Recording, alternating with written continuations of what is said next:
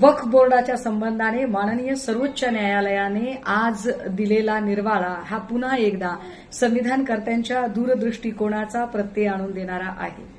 संविधानकर्त्यांनी इथल्या छोट्या आणि दुर्बल घटकांना मुख्य प्रवाहात आणण्यासाठी संविधान सर्वतोपरी प्रयत्नशील असेल असे म्हटले होते आणि त्याचाच आधार घेत आज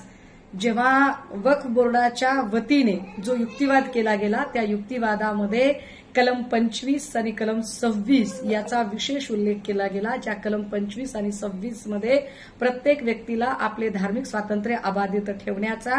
आणि आपल्या धार्मिक प्रचार प्रसाराशी संबंधित असणाऱ्या संस्था आणि त्यांचे व्यवस्थापन स्वतंत्रपणे चालवण्याचा अधिकार असेल,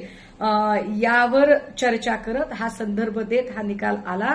याला अनुसरून अजून एक गोष्ट आपण महत्वाची समजून घेतली पाहिजे की जेव्हा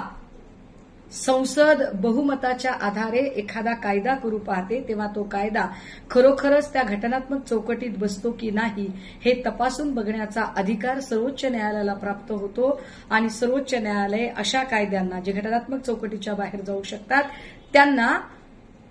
निश्चितपणे रोखण्याचं काम करू शकतात। आज सुप्रीम कोर्टने ते रोखण्याचं काम केलं। एका अर्थाने भारतीय जनता पार्टीचा जो एक ॲटिट्यूड आहे की आमच्याकडे बहुमत आहे तर आम्ही काहीही करू शकतो, या ॲटिट्यूडला धक्का देण्याचं काम किंबहुना या देशातली संसदीय लोकशाही पद्धत